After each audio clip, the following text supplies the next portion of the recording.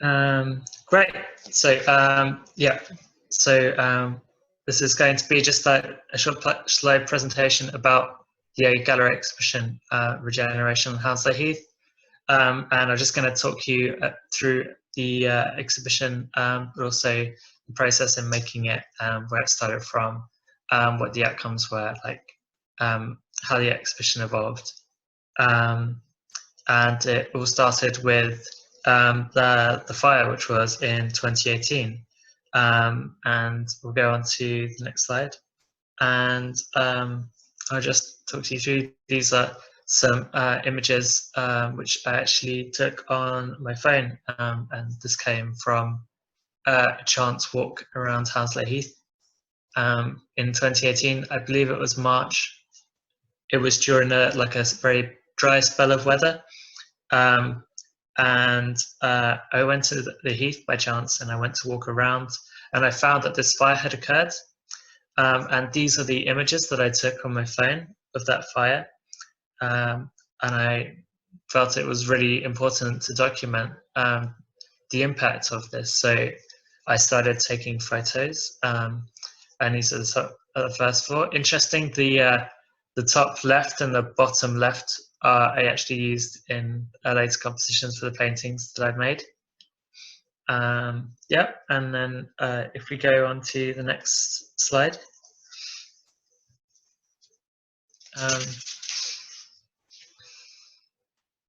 Yeah, thank you. I was really concerned about the environmental impact of the fire, and as I was documenting the fire, I found that the images that I was making with this phone had like a very powerful impact. They were definitely very moving for me. So I really wanted to make something with these images that I'd taken. But then I wasn't quite sure how to do that. And also the images that I'd taken on the phone weren't that great. They were quite kind of low quality, and they came out as quite small, and you can see that these images are fine on the computer screen, but if you were to print them out, they'd be really small. I really like these three images. These are actually photographs of the fence posts that you can see that were impacted by the fire.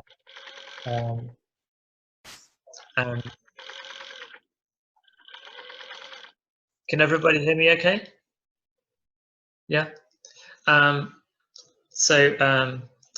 These are posts, and I think they're quite telling images. They kind of tell like the heat of the fire, and the damage that they did not only to the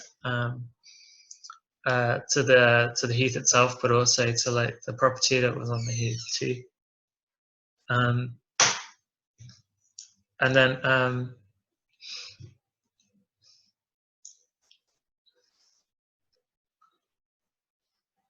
yeah, so we'll go to the next one. This is from a few months later, and this is actually really a few surprising photos for me, because I had expected that the damage to the fire would have been around for a lot longer. But actually, when I came back the next time, I noticed that the fire had already started to encourage growth from the plants that were laying beneath the soil. So these kind of show the bright green foliage of the heath. And the image on the left is like the source image that I used for painting in the exhibition. The landscape itself is unfinished, and the image on the right-hand side is actually also taken from another one, which is I think Hounslow Heath wildfire number 3, but the grass had grown back a lot more. So now I'm going to talk about how I kind of process these images, and this is what the next part of this presentation is about.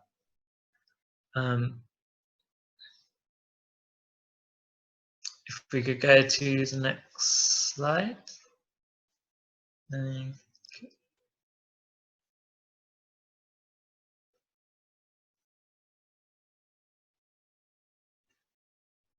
Okay, so these are a series of 4 paintings that I made in 2018 and 2019, and these are acrylics on canvas, and these are all photos of the paintings, and they were all based on the mobile phone images that I took that were in the previous slides on the presentation. It took quite a while for me to paint these, and I wasn't, when I started this exhibition, I didn't originally kind of think about using paint to create work from them, but I kind of tried to paint one of the scenes, and that was the image on the top left, the Hounslow Heath wildfire #1. And actually, I was pretty pleased with it. So then I continued it, and then these are some of the works that I've created as a result. One thing that I wanted to talk about with these paintings is that because they're paintings and they're not photographs, I would consider them more to be emotive than documentaries. So they're more about how I was feeling from witnessing the effects of the fire, and how I kind of deal with that impact of the images on what I was thinking about, how things can be damaged by human activity, rather than being like representations of what actually happened.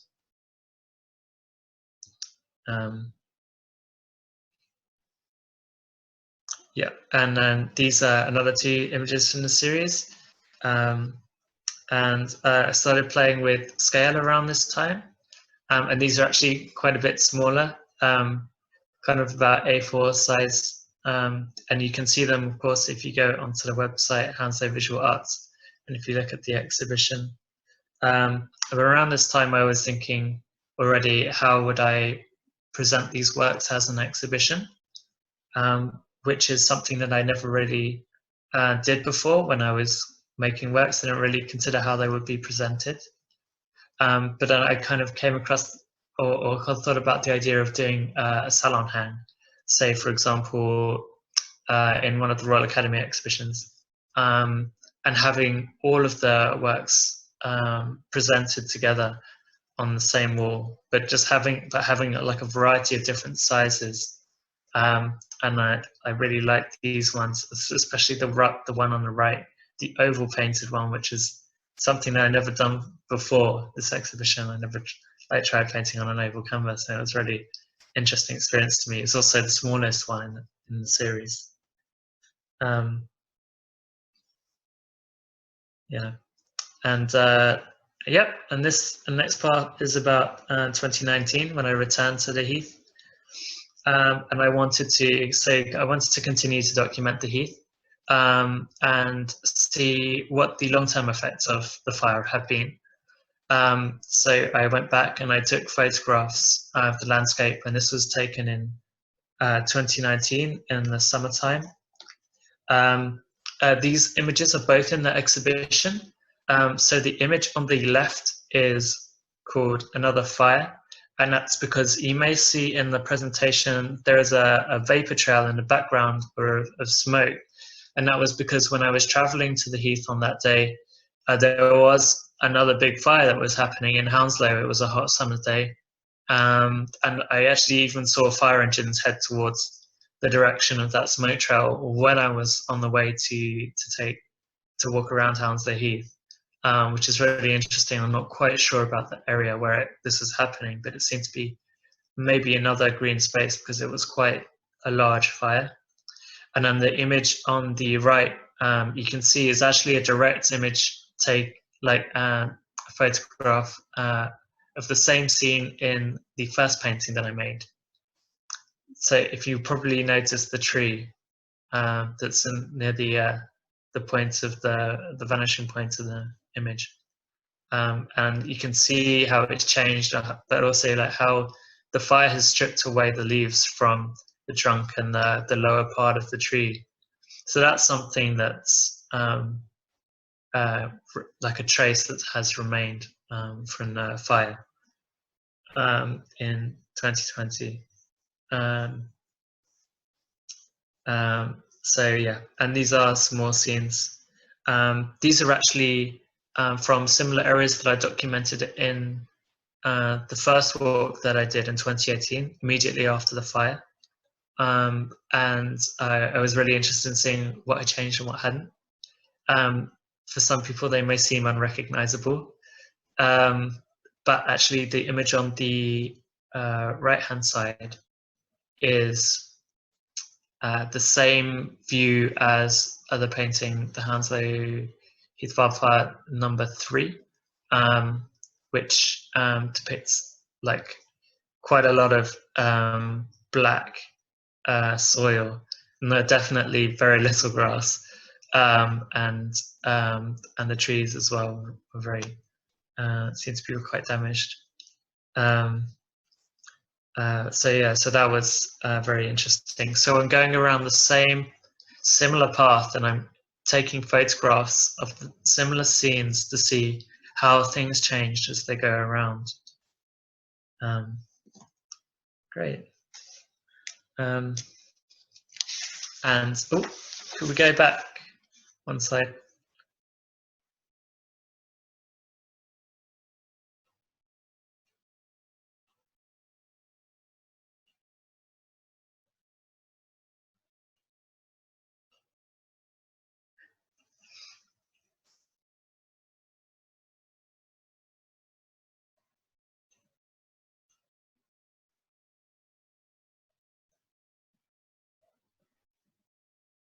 Thank you. Yeah, so these 3 images were also taken from rewalking the same path in 2019, and they document some more instances of things that have remained after the fire, like the image on the left, which shows like a smallish tree that seems to have been damaged and killed in the fire. The post and the central image, which still bears the scorch mark from the flames of the fire. And what I think one of the best images from the body of work for me, which is also the title image of the exhibition itself, which is the image of yellow flowers growing up from the ground where the fire's burnt all of the weeds away. So the weeds have already kind of sprung up. And I really liked this image, especially the yellow flowers. It seemed really hopeful. But when I got home and I looked at the image again, and you might be able to see it in the presentation, and when it's in print, it comes out quite dark. But on the screen, on the lower branches, you might be able to see small caterpillars. They're kind of yellow and black, and they're crawling up the flowers. So at the same time that the weed has kind of grown up out of this incident, it's also become a source of food for the caterpillars that are growing.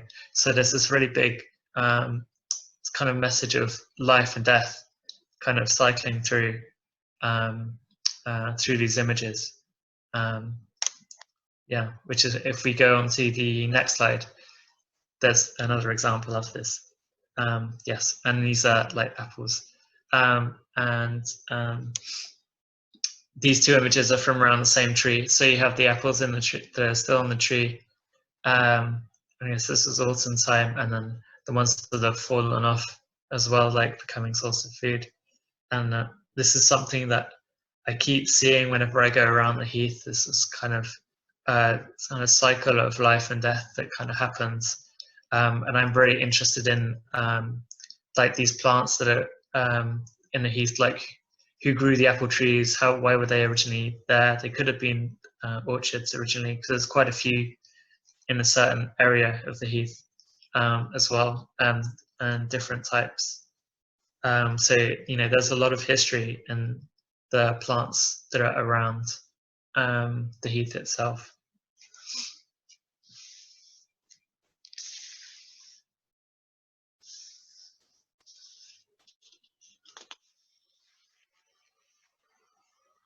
Cool. And then these two images. So this, the image on the left-hand side is the first iteration of the exhibition. You can see the canvases that are on the wall on the left, and the photography is kind of central and just on the right-hand side. Sorry, on the left-hand side. You might notice the color green is similar. Well, it's actually, I chose this site, which is a friend's house, as the site for the exhibition because of the color of this wallpaper. It's been painted, and it's this color that's been painted on in the 1980s, or perhaps older, and it's not available anymore. So I actually had it custom mixed for the exhibition. But it really became an important color for me, because I was really interested in getting away from the idea of a white gallery exhibition space, which is something that's been very prominent in the 20th century onwards, as a specific style. Whereas if people were to view paintings prior to that, there wasn't really any guidelines as to what color a gallery would be. And this is more of like a picture room kind of color that you get in a house, which is why I really liked it, and why I wanted to hang the pictures in this kind of way. And I really think that they kind of worked very well in this transitory space. Interestingly, though, Feltham Library is also a transitory space, so this exhibition's kind of been exhibited in similar spaces. And then obviously the image on the right-hand side is the other painting. The landscape itself is unfinished, which is based off an image that you saw earlier in the presentation from the fire when things are recovering. And this is kind of quite important painting for me, because as the title suggests, a painting, like a landscape, is never finalized. It's always changing. And I found that this is quite interesting when you look at an image or a painting, because at a certain stage it's assumed to be finished, whereas the subject is not. So I thought, I kind of left certain aspects of this painting unfinished intentionally to kind of represent that within the painting itself. Yeah. And then this is a performance that I made of the work itself, which kind of was another aspect that I wanted to include. I wanted to create an exhibition that that included everything that I've kind of worked with. So I added a performance to it. This performance is a series of choreographed movements that I've made over a period of 6 minutes, that is shown along in front of a projection of a video that I made of me walking around the heath, and the audio of the video has been dubbed over with me recalling a description of my experience of seeing the first fire. And the reason why I've kind of presented them both on this way is because I wanted to cross over images of the heath and the landscape itself, and also of time, alongside my body, or like the shirt, to kind of show the relationship between ourselves and our physical states, and also the landscape as well, and these public spaces. So yeah, so that's another part. So just going to show you a few slides of things that I did before lockdown. So this is 2020. So yeah, Hounslow Heath, there's so many things to look at, so many different things to shoot. I took these in spring, so as you can see, like, things are starting to come out. This is a picture of new shoots, new leaves. There's also quite a few different stories as well. If you go to the next slide, I think this is a really interesting image for me, because I was walking, I think this is like winter time, it was getting dark. I was pretty sure I was the only person like on the heath. I couldn't see anybody else for miles.